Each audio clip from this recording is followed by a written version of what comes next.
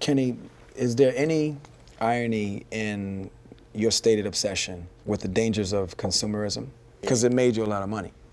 Well, yeah, I mean, I have, you know. And by the way, I'm not attacking you. No, don't worry. I mean, I'm kind of a hypocrite. Like, for instance, I see what mass crazy consumerism has done to our world and is continuing to, yet I'm a part of it. Sure. I fly in planes, I drive cars, I consume. Yeah. I'm not out of this society, I'm part of the society. So I have this, you know, intense love for big American cars, you know, with the fins and all that 50 stuff, yet that is kind of what led to global warming. Here we are.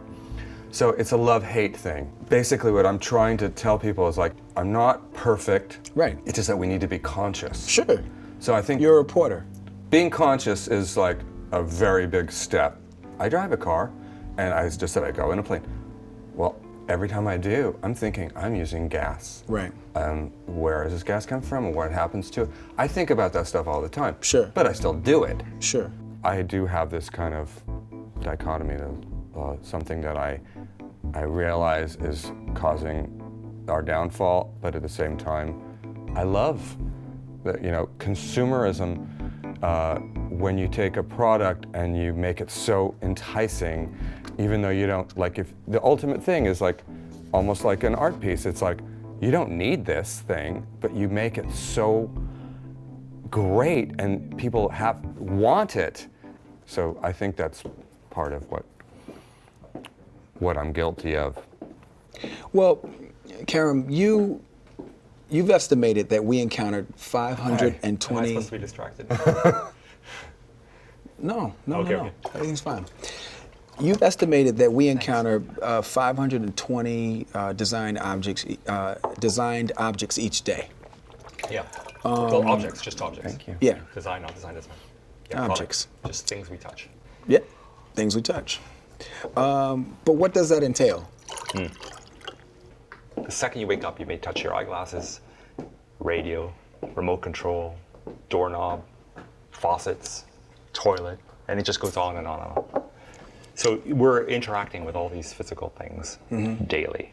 What does that mean? Yeah. To you, what does that mean to humanity? Yeah. You feel like we're getting to a place where like we're using where less. that number can decrease, yeah. Right. This is how I critique the world in a way a lot of times.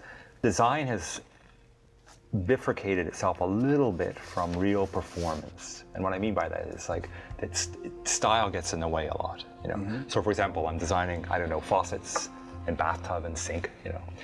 And if you go to a trade show and you see the stuff out, right? And the Italians and the Germans, and those are a lot of companies I work with, beautiful things. I mean, things have, in the last 10 years, have changed drastically. It's amazing, actually, what's happened with the physical world. Like, all of a sudden, everything is getting very contemporary and really beautiful things. At the same time, beautiful, but, you know, I don't know, like questionable. Like, they're just caught up with a certain trend or a certain style and forgetting about this kind of notion of use, you know?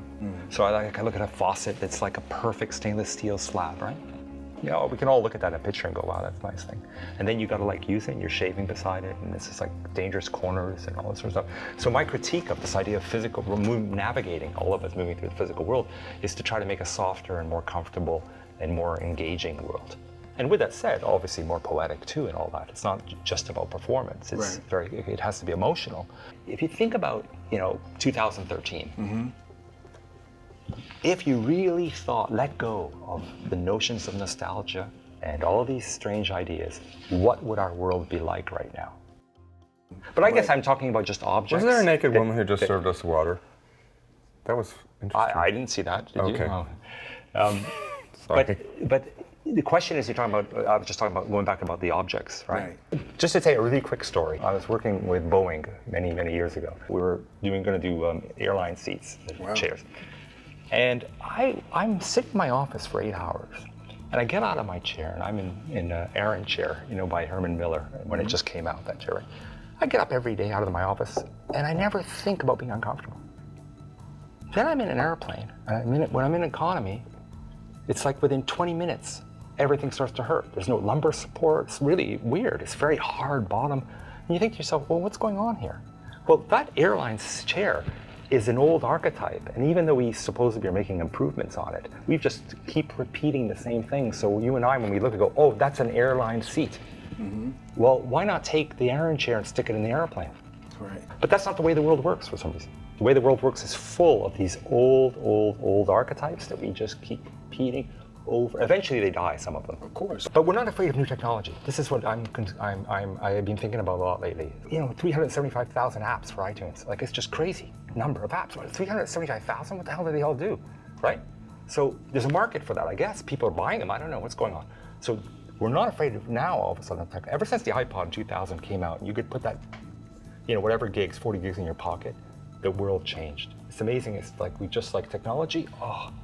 We'll try it. If it gives us a better experience, we keep it. But the physical world is kind of like I look at this table. Like, look how far apart we are. I talk about human condition. It's like, when I talk to people, I want to be like that close, right? It's like, this stuff is not designed for the time we live in anymore. It's all off. It's completely. Okay, let's get rid of it. It's completely. And it's a massive piece of material. It's a huge chunk of wood. And I think about that a lot now when I design. I think about that we used to think that luxury was like a marble table, big heavy thing. That's still the case in cars. Yeah, sure.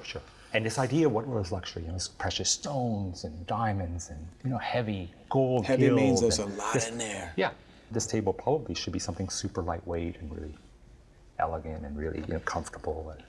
He doesn't like this table. Since I walked in. Why are you so obsessed with public art? I think it's part of who I am. I really have this thing against elitism. I would say design is democratic art. Right. Which means everybody gets to, if you do something that's really inspiring and pleasurable and interesting.